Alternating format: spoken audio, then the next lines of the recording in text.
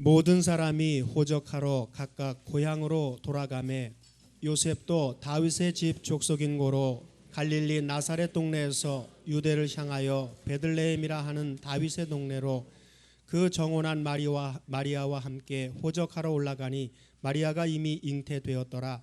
거기 있을 그때에 해산할 날이 차서 마다들을 낳아 강보로 싸서 구유에 뉘었으니 이는 사관에 있을 곳이 없음이러라. 그 지경에 목자들이 밖에서 자기 양떼들을 지키더니 주의 사자가 곁에 서고 주의 영광이 저희를 두루 비추매 크게 무서워하는지라. 천사가 이르되 무서워 말라. 보라, 내가 온 백성에게 미칠 큰 기쁨의 좋은 소식을 너희에게 전하노라. 오늘날 다윗의 동네에 너희를 위하여 구주가 나셨으니 곧 그리스도 주시니라. 너희가 가서 강보에 쌓여 구유에 누인 아기를 보리니 이것이 너희에게 표적이니라 하더니 아멘. 예, 찬송가 제일 마지막 무슨 구절이었습니까?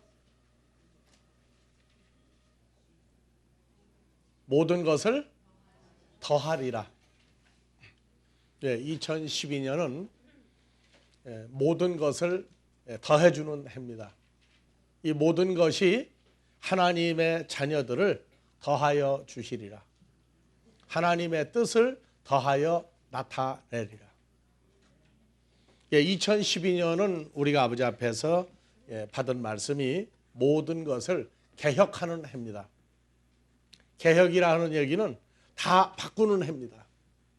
지금까지 바꾸어서 전했던 내용을 히브리서 10장 1절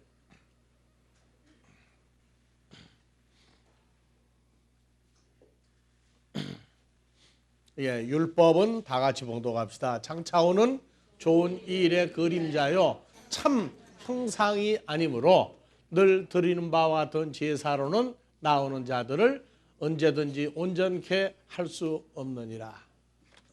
예수 그리스도의 탄생, 우리가 신앙생활을 하면서 2011년 마지막 주 예배가 주일날이었으며 바로 예수 그리스도의 탄생이었습니다. 2012년 1월 1일이 바로 또 첫 주 주일 예배를 드리게 되는 해입니다. 변함없는 날이고 변함없는 세월이지만 세상의 사람들에게 나타난 날 중에 그리스도의 탄생과 더불어 새해 첫 주 예배를 드리는 이것이 우리에게는 감격스러운 세상에 표현한 날이다, 그렇게 생각을 합니다. 그래서 새롭게 개혁한다 하는 얘기는 그림자였던 걸 실상으로, 바랐던 것을 실제 존재화하는 모든 것을 더하리라. 그래서 2012년은 다 같이 새롭게 뜯어고치는 해다.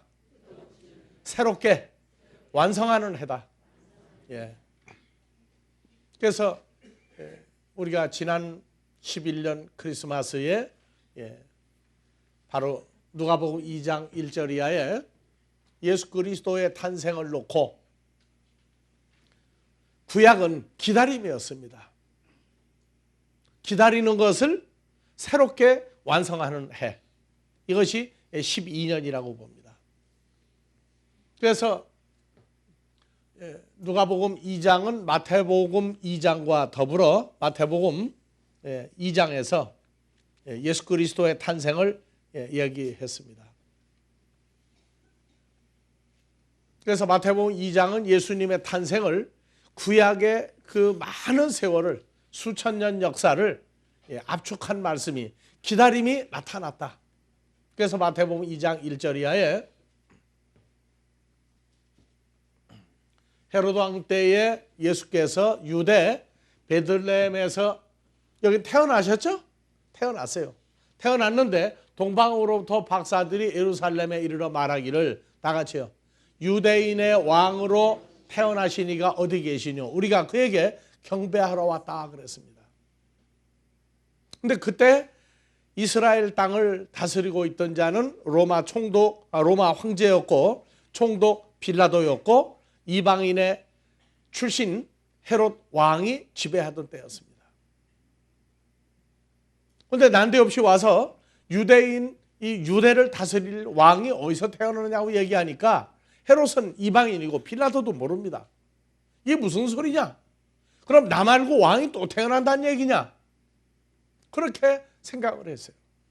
세상의 통치자들도 알지 못하던 진실을 동방 박사들이 와서 얘기했습니다.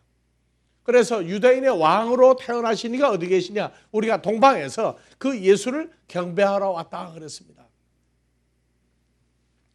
자, 헤롯 왕과 온 예루살렘이 듣고 소동하여 뭐라고 그랬습니까? 유대인들의 전통을 지키는 하나님을 섬기는 대제사장과 서기관, 바리새인, 종교계 지도자들을 불러다가 물어봤어요. 도대체 어디서 태어난다고 하더냐? 나도 모르고 있는 얘기인데. 그랬을 때 가로되 유대 베들레헴이라는 데서 태어납니다. 문자로 기다리고 있었어요. 유대인들은. 이방의 통치자도 모르는데 하나님의 백성들은 알고 있었어요. 어디에서 태어난다? 유대 베들레헴이다.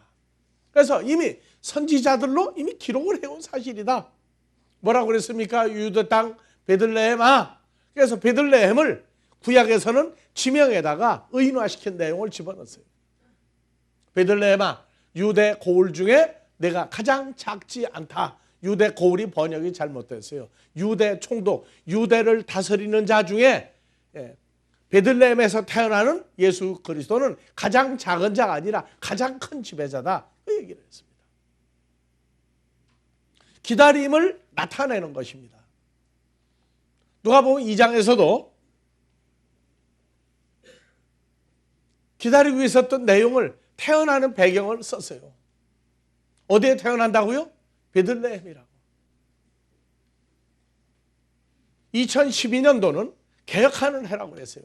2000년 전에 구약의 예언을 따라 예수님이 탄생했는데 어디라고요? 베들레헴 땅을 다 같이 베들레헴아. 그럼 베들레헴아를 한글로 바꾸면 무슨 말이에요? 떡집아, 빵집아 그런 거예요. 떡집아, 빵집아. 그래서 의인화시켰어요. 그래서 이제는 베들레헴이 단수 한 지역에서 태어나는 모든 하나님의 아들들마다 전부 다 같이 베들레헴아, 베들레헴아. 여러분들 보고도 우리는 베들레헴하고 불러요. 그게 불러도 이상할 거 하나도 없어요. 자, 베들레헴은 바이트 더하기 레헴. 레헴은 빵이고 바이트, 베트는 뭐라고요? 집이라고 했어요. 빵집, 떡집입니다. 근데 그걸 의인화시켰으니까 빵과 떡집이 이제는 하나님의 아들들로 나타나야 되는 그림자가 실상이 되는 해가 2000년 전에서 이제는 완성하는 때로 우리는 봐야 됩니다. 그래서 이 표적이 하나님이 주신 표적이 있고 사람들이 좋아하는 표적이 있어요. 그래서 성경에는 예수 탄생 이전에 요나의 표적이 있었습니다. 그런데 요나의 표적을 예수님이 오셔가지고 그들이 표적을 구했어요. 누구를? 예수를 죽이려고 하는 자들이 참 앞뒤 안 맞는 얘기예요. 예수가 오기를 기다리던 자들이 메시아가 왔는데 죽여야 되는 사람들이 물어봤어요. 마태복음 12장 38절. 그때 서기관과 바리새인 중 몇 사람이 말하되 선생님이여 예수여 우리에게 표적을 보여주시기를 원하나이다. 표적 보여주시기를 원하나이다. 그래서 예수께서 대답하여 가라사대 다 같이 봉독합시다. 악하고 음란한 가늠하는 세대인 이 종교계 지도자들이여 너희가 표적을 구하나 무슨 표적? 요나의 표적밖에 난 보여줄 표적이 없다. 그래서 2000년 전에 메시아가 온다고 가르쳤던 이 종교계 지도자들마저 하나님이 나타내는 표적인 요나의 표적, 사망에서 생명으로 죽은 자를 산 자로 만드는 표적을 그들은 눈앞에 누구도 보고도 보지 못했어요. 그래서 하나님의 표적은 죄와 사망으로 죽어야 하는 인생은 세상에서 왕이든 지배자든 통치자든 재벌이든 누구든 사람의 지혜를 가지고 있는 자들은 알지 못하게 만들었어요. 그래서 누가복음 2장 예수님의 탄생도 이건 완전히 하나님의 표적이기 때문에 사람들이 몰랐어요. 그래서 마태복음에선 동방박사 세 사람과 예수를 낳아서 양육할 어머니 아버지 외에는 모르게 했는데 그 아버지도 사실은 몰랐어요. 왜냐? 누가복음 2장에 보면은 혈과 육의 믿음의 선진들도 몰라야 할 건 몰랐던 겁니다. 그래서 누가복음 2장에서 봐봅시다. 자, 4절 요셉도 베들레헴으로 부인 마리아와 함께 갔는데, 자, 5절 이미 마리아의 배에 마태복음 1장에서 말하던 대로 성령으로 잉태가 된 채로 베들레헴에 갔어요. 그리고 6절 거기 있을 동안에 해산나라리 차서 맏아들을 낳아 강보로 쌓아서 구유에 누였으니 이는 사관에 사람의 손으로 만든 곳엔 있을 곳이 없었습니다. 8절 다 같이 봅시다. 그 지경에 목자들이 밤에 양떼들을 지키고 있더니,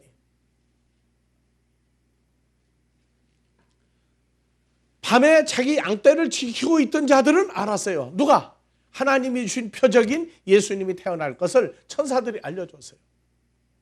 그래서 오늘날 이 시대도 밤에 양떼들이 하니까, 아, 밤에 한국에 뭐 양떼 지키는 사람 뭐 대관령을 갈 거냐 어디 갈 거냐 그래요. 근데 이 밤이라고 하는 얘기는 죄와 사망이 주장하는 죽어야 될 인생이 사는 곳은 낮에 해가 떠도 거긴 밤이라고 그래요. 그래서 에베소 5장 8절 너희가 전에 어두움이더니 이제 그리스도 예수 안에서 빛이다. 너희는 어두움이 없다 그랬어요. 그래서 이 어두움이라는 것을 사람들은 사람이 죽으면 검은색으로 표현하죠. 그래서 사람 사는 데를 항상 거긴 밤이다, 어두움이다 그래요. 그래서 그곳에서 오늘 여기 우리가 모인 것도 우리 여러분들은 전부 다 하나님의 양떼죠. 밖에는 전부 다 해가 뜨고 난리가 나도 동해안에 정동진에 올마가 가서 해 뜨는 걸 보고 소원을 말할지라도 해가 뜨는 곳은 바로 교회에 말씀이 전파되는 곳이고 하나님 말씀이 육신이 되는 곳에는 늘 해가 뜨는 곳입니다. 밤에 목자들이 양떼를 지키고 있더니 하나님의 백성들을 지키고 있더니 양육하고 있더니 똑같은 얘기예요. 그래서 누가복음 2장에서 자기 양떼를 지키더니 주의 천사가 곁에 서고 주의 영광이 저희를 두루 비추매 크게 무서웠는지라. 10절 천사들이 이르되 무서워 말라. 보라 내가 온 백성에게 미칠 기쁨의 좋은 소식을 너희에게 전하라. 누구에게? 밤에 양떼를 지키고 있는 목자들에게 먼저 알려줬어요. 그리고 11절 오늘날 다윗의 동네에 너희를 위하여 구주가 나셨으니 곧 그리스도 주시니라. 다윗의 동네가 베들레헴입니다. 근데 구약에서는 계속 베들레헴아 베들레헴아 그랬어요. 곧 그리스도 주가 태어나느니라. 12절 다 같이요. 너희가 가서 강보에 쌓여 후유에 누인 아기를 보리니 이것이 너희에게 주신 하나님의 표적이니라. 그렇게 시끌시끌한 밤 아니죠? 베들레헴 시끌시끌한 밤이었어요. 호적하러 모였으니까 같은 동족이 모여가지고 반가워서 난리를 피고 있는 그 밤인데 우리는 찬송가에 무슨 밤이요? 고요한 밤, 거룩한 밤, 어둠에 묻힌 밤. 이 의미도 이미 여러분들에게 말씀을 통해서 알려주었습니다.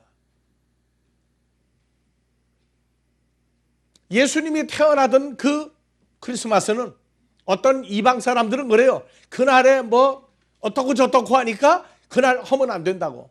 여러분들 혈과 육의 인생에게 좋은 날 있고 나쁜 날이 어디가 있어요? 인생에게는 자기들 분위기가 좋으면 좋은 거예요. 근데 하나님의 백성들은 좋은 날 나쁜 날이 없어요. 왜? 날이 우리는 빛이고 생명으로 나와 있기 때문에 사망과 죄 가운데서도 우리가 있는 곳은 그 어디나 하나님이 함께 하시는 날들입니다. 사망 가운데 죽음이 있는 곳에 가도 우리는 산 자들이고 죽음이 떠난 자들이에요. 사람들이 말하는 시간 속에 우리는 우리대로의 별도의 날을 하나님 앞에서 즐기는 날이 산자, 죽은 자가 아니라 산자들의 하나님 앞에 우리는 살아있는 자들이 모이는 이 감춰진 것이 교회입니다. 먼저 밤에 양떼를 지키는 목자들에게 알려주었고, 그리고 이제 너희에게 표적이다. 호련히 허다한 천군이 천사와 함께 있어 하나님을 찬송하여 가로되 지극히 높은 곳에는 다 같이 하나님께 영광이요 땅에서는 기뻐하심을 입은 자들 중에가 속에 평화로다. 15절 천사들이 떠나 하늘로 올라가니 목자가 서로 말하되 이제 베들레헴까지 가서 주께서 우리에게 알리신 바 이 이루어진 일을 보자 하고 천사들도 궁금했어요. 예수님의 탄생을. 그리고 빨리 가서 마리아와 요셉과 구유의 누인 아기를 찾아서 보고 천사가 자기들에게 이 아기에 대하여 말한 것을 고하니 듣는 자가 다 목자의 말하는 일을. 근데 사실은 목자들도 기이 여겼어요. 야, 우리가 그렇게 오랜 세월을 기다리던 메시아가 이렇게 조그마한 베들레헴에 태어나다니 참 이상한 일이다. 그런데 봐보세요. 다 같이요. 마리아는 되어진 일과 사건, 말씀과 예수님의 탄생을 마음에 지켜 생각하니라. 요셉은 그냥 기이 여긴 자 중에 들어갔어요. 근데 마리아는 기억을 했어요. 그러니까 하나님 주신 표적은 알게 하지 않으면 모르는 겁니다. 눈앞에 써놓아도 안 보이고 눈앞에 보여도 모르게 돼 있어요. 그래서 되어진 자들만, 될 자들만의 축하가 베들레헴의 탄생입니다. 자, 그래서 고린도전서 10장 17절 지난 크리스마스에 했던 말씀을 우리가 일단 요약을 하면서 자, 떡이 하나요. 레헴, 빵이 한 분 예수 그리스도요. 많은 하나님의 자녀들이 한 몸이 그리스도 예수와 같은 빵과 떡이 되었으니 왜냐하면 우리가 다 한 떡 그리스도 예수에 참여한다. 코이노니아 교제하는 거예요. 예수 그리스도 안에서 교제하도록 되어져 있다. 그렇게 얘기합니다. 그래서 한 떡인 우리가 그리스도 예수 안에 있는 피조물 하고 얘기하면 우리는 이미 떡 속에 들어가서 우리가 뭐가 된 거예요? 우리도 떡이 된 겁니다. 왜? 한 떡 그리스도 예수 안에 연합하여 떡이 돼서 떡들이 잔치하는 날이 그 장소가 베들레헴이에요. 그래서 이제는 우리가 말하는 크리스마스와 2012년은 이제는 베들레헴들이 모인 축제판입니다. 산 떡이 되어진 자들의 축제판이 이것이 주일날이 되기 시작합니다. 그래서 집 하면은 그냥 집이 아니라 자, 돌로 지은 솔로몬 성전 보여줘 봐요. 이 집이 또 변해요. 계약해서 완성되는, 확장되는 해입니다. 자, 솔로몬 성전. 이것이 변해서 예수님 당시에는 헤롯 성전이라고 이름을 바꿨어요. 이 돌로 지은 성전이 예수님이 탄생해서도 공생애를 이루기 전에는 아버지 집이라고 했어요. 그래서 요한복음에서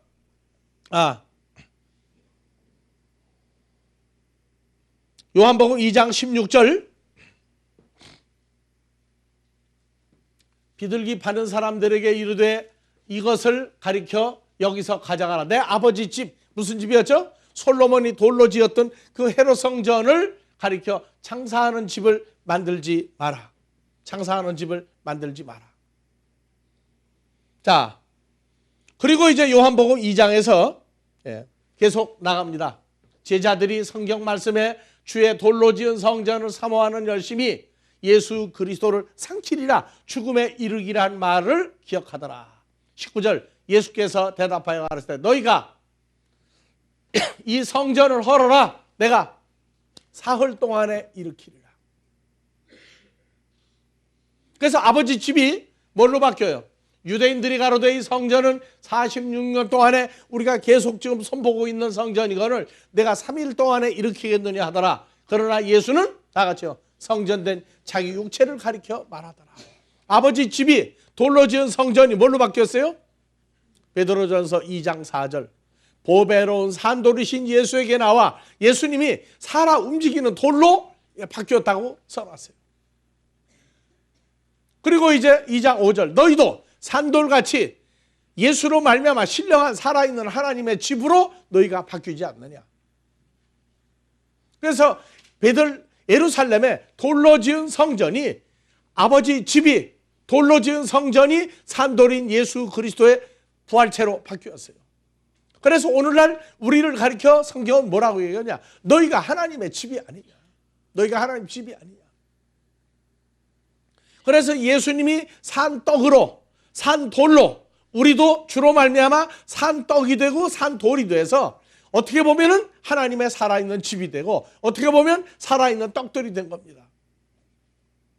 그래서 우리를 가리켜 산돌 성전, 히브리어로 말하면 우리 하나하나가 나같이 베들레헴 하고 성경의 완성을 얘기하고 있어요. 구약은 기다림이라면 예수님의 탄생은 그 기점이에요. 변화의 기점이고 이제 십자가에 죽었다가 부활하시고 나서부터 그분이 산떡집이 되고 살아있는 하나님의 집이 되고 그리고 우리가 산떡집이 되고 살아있는 하나님의 집이 됐습니다.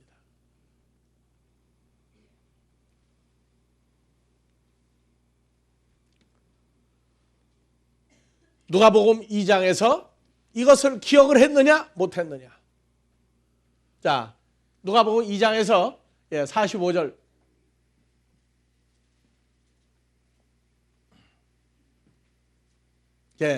자 40절로 다시 올라갑시다. 예수님이 자라며 강하여지고 지혜가 충족하며 하나님의 은혜가 그 위에 있더라. 그 부모가 해마다 유월절을 당하면 예루살렘으로 가더니 예수께서 12살 될 때 예루살렘에 올라가세요. 그리고 절기를 마치고 집으로 돌아가는데 아이 예수는 12살 된 예수는 어디에? 예루살렘의 돌로 지은 성전에 머물렀더라. 동네 사람들이 같이 갔다가 올라왔는데 예수님도 동네 아이들하고 같이 가는 줄 알았는데 가다가 보니까 없어요. 그래서 44절 동행 중에 있는 줄로 생각하고 하루길을 간 후 친족들 중에서 예수를 찾았더니 없어요.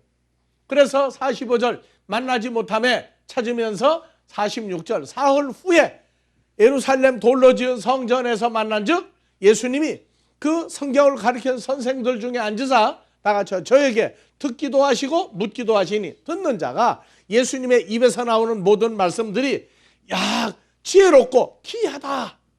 몇 살짜리가?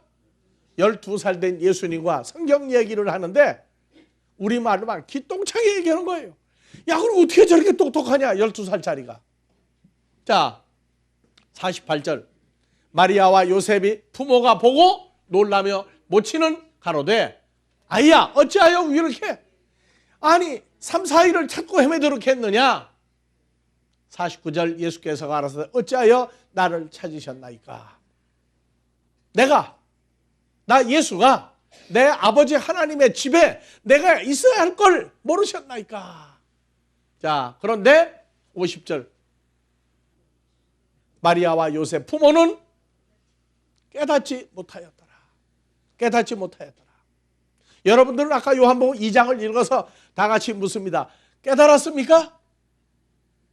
돌로 지은 성전이 예수님의 부활체로 우리가 그 예수와 연합하여 새로운 하나님의 살아있는 성전이요 살아있는 베들레헴 떡집이 된 것을 알아듣겠습니까? 그렇다면 개혁이 된 거예요. 이제 성경이 말하고자 한 예수님의 단수 출생에서 단수 떡집 성전에서 이제는 복합화된 하나님의 아들들이 찾아지는 이 복음이 세계화되는 기점이 바로 2012년 1월 1일 오늘을 우리는 큰 기점으로 따지자고요. 다같이 2012년은 개혁하는 날이다. 개혁하는 해다. 뭐가? 문자가 그림자가 실상화되는 해를 선포하는 날이다. 그래서 하나님의 자녀들에게는 이 오늘을 기점으로 해서 우리는 새로운 것을 또 생각하는데 한쪽의 역사는 미혹의 역사입니다. 그래서 표적이 하나님이 주신 표적이 있고 사탄이 만드는 표적이 있고 두 가지 표적인데 사탄이 주는 표적은 혈과 육으로 하나님의 나라를 받아들이지 못할 자들에게 주어진 표적입니다. 그래서 살전 사루 2장 9절 이하에 사탄이 주는 표적이 있습니다. 자 봅시다.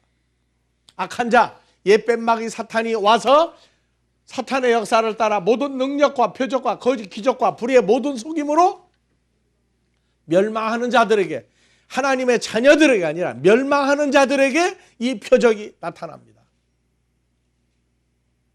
그래서 그들은 이 표적이 눈에 보이는 표적인데 예수님의 탄생도 2000년 전에 사람들이 몰랐고 2000년이 예수님이 와서 복음을 증거할 때도 몰랐어요. 그래서 예수님을 따르는 자들에게 물어봤어요. 어떻게 너희가 나 예수를 따르느냐? 세례 요한이 예수님에게 세례 줄 때에도 요한복음 1장 성령이 예수님 위에 임하는 걸 보고 그가 하나님의 아들이고 죄를 사해 주는 예수님인 줄 알고 예수님에게 세례 침례를 베풀었어요. 마태복음 16장 17절 이하에도 봅시다. 예수께서 대답하여 가라사대 바요나 시몬아 내가 복이 있도다. 뭐를요? 16절 시몬 베드로가 대답하여 가로되 주는 그리스도시요 살아계신 하나님의 아들입니다. 이 고백을 했어요. 너희는 나를 누구냐 할 때. 그래서 대답하여 가라사대 바요나 시몬아 내가 복이 있도다. 이를 내게 알게 하니는 혈육이 아니요 하늘에 계신 내 아버지시라. 오늘날 우리의 세례 침례 때 문답으로 했지만 자 보세요. 베드로가 대답하여 다 같이 주는 그리스도 메시아시요 살아계신 하나님의 아들입니다. 어디 있는 예수를 보고 우리가 이 시대에는 고백을 합니까? 우리가 영접을 했죠? 그리고 그 예수 안에 있죠? 그러니까 주는 누구십니까? 어디 있습니까? 할 때 나와 함께 있는 예수를 고백할 때 주는 그리스도시요 살아계신 하나님의 아들로 나와 함께 있습니다 하는 고백을 할 때 우리는 2000년 전 단수 예수에서 복수화된 하나님의 아들들이 나오는 겁니다. 우리는 얘기합니다. 우리는 모두는 예수가 아닙니다. 그러나 우리는 누구 안에 있는 자예요? 그리스도 예수 안에 연합된 피조물입니다. 이것이 베들레헴이요 바로 하나님의 집입니다. 다 같이요. 나 개인은 예수가 아니다. 그러나 우리는 예수 안에 있는 피조물이다. 예. 이것이 이 세대에 감추어진 사건들입니다. 예수는 영접을 했는데 예수 안에 있다고 그러는데 행방불명인 예수인데 우리는 살아있는 하나님의 떡집 베들레헴이요 살아있는 하나님의 성전 아버지 집이요 또 우리는 바로 그 예수와 함께 되어진 존재들입니다. 주여 주여 헤맬 때 우리는 그분과 연합이 되어 있는 떡집이고 아버지 집이 우리는 되어 있는 것을 전파하는 변화된 해로 따져야 됩니다. 그래서 사탄의 역사는 사로 2장 9절 이하에 사탄의 역사를 따라서 나오는 능력, 표적, 거짓, 기적, 불의 모든 속임수로 멸망하는 자들에게 임하는데 이는 왜냐하면 저희가 진리의 사랑, 아버지가 주신 사랑을 받지 아니하여 구원함을 얻지 못함이라. 자 11절 이러므로 어느 하나님이 우리 아버지 하나님이 멸망하는 자들에게 사탄을 통해서 유혹을 역사해. 유혹은 건 뭐냐? 헛것을 믿게 만드는 거예요. 그래서 저희 속에 역사하게 하사 거짓 것을 믿게 하시면 진리인 하나님의 말씀인 예수를 믿지 않고 불의를 좋아하는 모든 자로 심판을 받게 하려 하심이라. 13절 14절 이건 하나님의 자녀에게 준 얘기예요. 사랑하는 형제들아 우리가 항상 너희를 위하여 마땅히 하나님께 감사할 것은 하나님이 창세기로부터 처음부터 너희를 택하사 성령에 거룩하게 하심과 진리를 믿음으로 구원을 얻게 하심이니 14절 이를 위하여 우리 복음으로 너희를 부르사 우리 주 그리스도 예수의 영광을 얻게 하려 함이니라. 그래서 우리가 이미 2011년도에 했어요. 복음이 다른 복음이 있다. 하나님의 자녀들에게 진리의 복음으로 우리를 불렀다. 진리의 말씀을 증거하는 예수를 통해서 우리를 불러서 그분과 연합이 되게 했다. 그래서 사탄의 역사는 사람을 미혹을 시킵니다. 이게 진짜다 하고 자꾸 믿게 만들어요. 그래서 2000년 전에 예수님 오셔가지고 마태복음 24장 5절 이하에 마지막 때 무슨 징조와 표적이 있겠습니까? 다 같이요. 많은 사람이 나 예수의 이름으로 와서 이르되 나는 그리스도라 하여 기름 부음 받은 자라 하여 많은 사람을 미혹해 하리라. 기름 부음 받은 자라 하여 적그리스도 그는 드러난 것이고 기름 부음 받은 자가 뭐예요? 오늘날 나는 목사라 하여 나는 진짜라 하여 많은 사람을 성경으로 미혹하게 하리라. 그래서 또 15절 16절도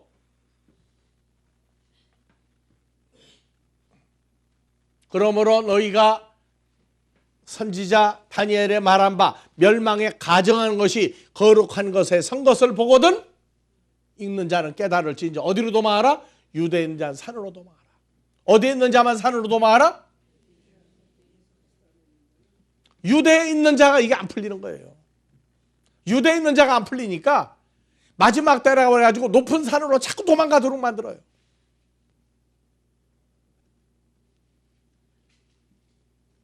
높은 산에 가서 기도하면 응답이 빠릅니까? 주와 함께 있으면 거기는 하늘나라라고 부르면서 높은 데 올라가면 기도가 빨리 상달돼요? 그래서 유대에 있는 자지 한국 땅에, 중국 땅에, 일본 땅에, 미국 땅에 어디에 있는 사람들 높은 산으로 올라가라가 아니에요. 유대에 있는 자, 유대가 누구예요? 그리스도 예수 안에 있는 자는 예수 안으로 완전히 들어가 꼭꼭 숨어라예요. 거룩한 산에 돌로 지은 성전을 세웠듯이 거룩한 산 예수 그리스도 안에 하나님의 성전으로 들어가 숨어라. 예수 안에 숨어라는 얘기지 높은 데로 올라가라 아니에요. 올라간 동안 신혼 입고 올라가라 어디가 있어요? 계시록 7장과 14장을 인용을 해서 흰옷 입고 올라가라고. 근데 성경에는 흰옷이 사람들이 말하는 칼라, 백색이 아닙니다. 계시록 19장에 이 백색은 그리스도의 피로 된 생명으로 된 그리스도로 옷 입었을 때의 흰옷이지 색깔로 흰옷 입었다고 백구두 신었다고 흰 모자 썼다고 아니에요. 그건 전부 다 사람을 뭐 한다고요? 미혹을 시킨다. 마지막 때는 사람을 미혹을 시키는 일이 있다. 뭘로? 전부 다 기사, 이적, 표적, 능력, 거짓, 불의의 속임수로 사람을 속입니다. 우리는 2012년 이 첫날을 맞이해서 전부 다 개혁하는 진리의 역사로 모든 걸 바꿔야 됩니다. 전부 다 우리들에게 오면은 기도를 못하겠다. 우리가 기도 안 는다고 해서 우리 기도하잖아요. 기도하잖아요. 나는 하루에 몇 시간씩 기도하고 일을 합니까? 여러분들 하루에 몇 시간 기도하고 일을 합니까? 여러분들 주와 연합이 되고 나면 다 같이 기도는 삶이다. 무슨 삶? 아버지 뜻대로 사는 게 기도고 그 기도가 현실화되는 것이 기도의 삶이에요. 그래서 기도를 다 압축해서 주기도문으로 알려주었어요. 주기도문으로. 주기도문이 뭔지를 완전히 모르면 수많은 기도를 해도 하나님은 그 기도를 무조건 다 맡아준다고 한 적이 없어요. 그래서 진실만은 말한다가 주일날 지난 6일을 회개하면서 무슨 회개를 해요? 다 같이 주님 뜻대로 살지 못했습니다. 다 같이요. 주님 뜻대로 하나님 뜻대로 살지 못했습니다. 그러면 뜻대로 사는 게 뭐예요? 그게 기도라고. 그러면 기도만 하고 많은 거예요? 삶으로 연결을 해야 돼요. 그래서 2011년도에 여러 번 강조했어요. 주일날 빼고 몇 시간이다? 6일이? 144시간이다. 144시간 중에 하나님 뜻대로 살고자 하는 게 뭐냐? 죽은 자를 살리는 말씀을 증거하는 일인데 단 30분을 증거해도 좋다. 1시간만 증거해도 좋다. 증거를 못해도 마음에 있어가지고 살았다. 그러면 하나님 인정한다고 그랬어요. 기도는 구약에서는 예루살렘 성전을 향하여 예루살렘 성전에 가서 기도를 해야 됐어요. 근데 신약은 그분이 왔어요. 하나님 성전인 예수 그리스도가 와서 우리하고 연합이 됐어요. 우리 모두가 하나님 성전이에요. 근데 이제 어디 가서 어디를 향해서 기도를 해야 됩니까? 어디가 높은 데가 어디가 거룩한 데예요? 이것도 우리가 개혁하는 의미에서 알려줘야 돼요. 하나하나씩 알려줘야 돼요. 돌로 지은 하나님의 성전에 역대하 6장에서는 기도를 했다. 근데 우리는 그 성전이 부활한 예수 그리스도의 육체고 우리가 연합이 됐으면 이제는 장소가 따로 없다. 우리가 있는 곳이 기도하는 것이다. 그런데 합심기도는 있어요. 연합된 자들이 모여서 하는 것은 아버지가 거절하지 않았어요. 하라고 그랬어요. 한 마음이 돼서 기도한 다음에 떨어져 있어도 그건 합심기도가 된다고 그랬어요.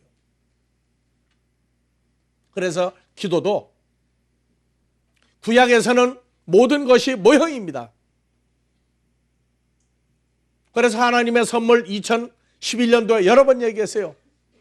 먹고 마시고 즐겁고 행복하다. 이것도 뭐라고 그랬어요?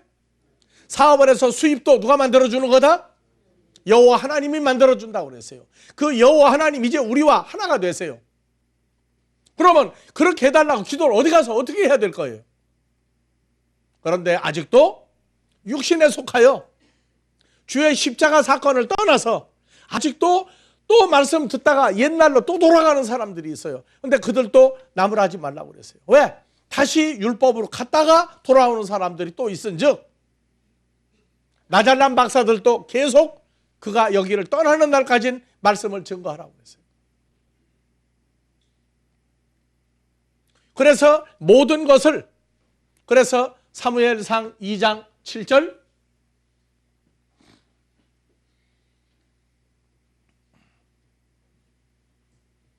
자, 여호와는 가난하게도 하시고 부자도 만드시고 낮추기도 하고 높이기도 하고 6절 여호와는 신약에서 누구예요? 예수 그리스도는 죽이기도 하고 살리기도 하고 예수는 음부에 사람을 내리고 음부에서 올리기도 하고 예수 그리스도는 가난하게도 부자도 만든다고 그랬죠. 그 여호와가 이 신약의 예수로 와서 여인의 후손으로 태어나서 십자가에 죽고 부활해서 요한복음 3장 16절 우리가 하나님이 우리를 이처럼 독생자 주어서 그분과 연합한 새로운 피조물을 만들었어요. 아직도 옛날 개념이 정리가 덜 돼가지고 왔다 갔다 하는 사람도 2012년도를 기준으로 해서 우리가 잡아줘야 돼요. 진리를 말할 때에 대우받으리라고 생각하지 마세요. 왜? 사람의 혈과 육의 마음은 완악하여 거짓으로 뭉쳐 있어요. 자기에게 좋으면 받아들이고 싫으면 안 받아들입니다. 그런데 진리는 좋아하는 게 아니에요. 혈과 육에 있을 때는. 먼저 안 자는 깨닫게 해줄 때 그걸 고난이라고 해요. 죽은 자를 살릴 때 그걸 핍박이라고 해요. 먼저 아는 것을 전하지 아니하면 그 빛이 살아남아요. 로마서 1장 15절 이하에 그러므로 나 바울은 할 수 있는 대로 로마에 있는 너에게도 복음 전하기를 원한다. 바울이 예수 믿는 사람 웬 메시아가 우리는 기다리고 있는데 나는 종교계에 지도라 성경을 가리키는데 야 이 미친놈들아 뭐 메시아가 벌써 왔다고? 너 영접했다고? 죽이러 다니다가 담에색에서 영생하는 부활한 예수를 만나고 나서 그건 인생의 변화가 됐어요.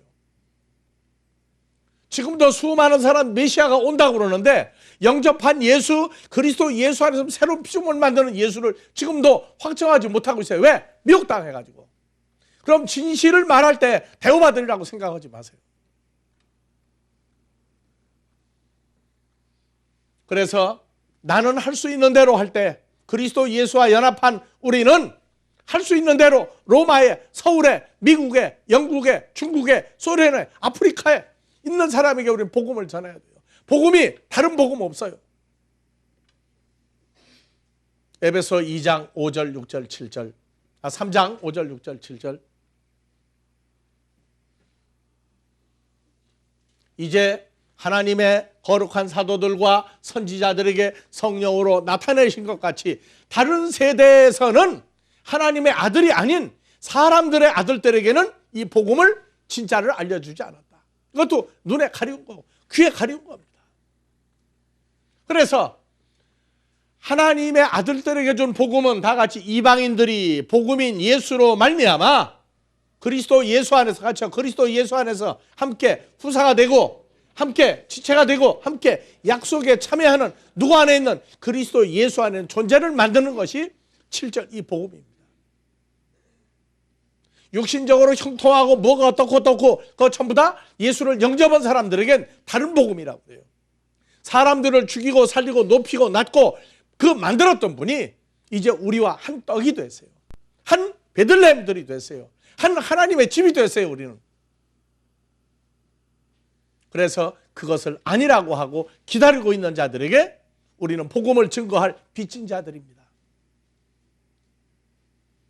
2012년 희망에 찬 새해고 복음이 세계화되고 우리에게 허락한 복음의 세계화되는 선교센터도 허락하시는 해가 되기를 주의 이름으로 축원합니다. 세상 가운데에서 하나님 아버지를 알게 하신 그 큰 사랑과 나타내신 예수 그리스도의 나타나심이 이제는 보혜사 성령으로 역사하여 택하신 자 모두에게 임마누엘의 역사를 이루시는 아버지의 사랑이 이곳과 함께하는 모든 자들 위에 영원한 은총으로 늘 충만케 해 주시기를 우리 주 그리스도 예수의 이름으로 축원하옵나이다.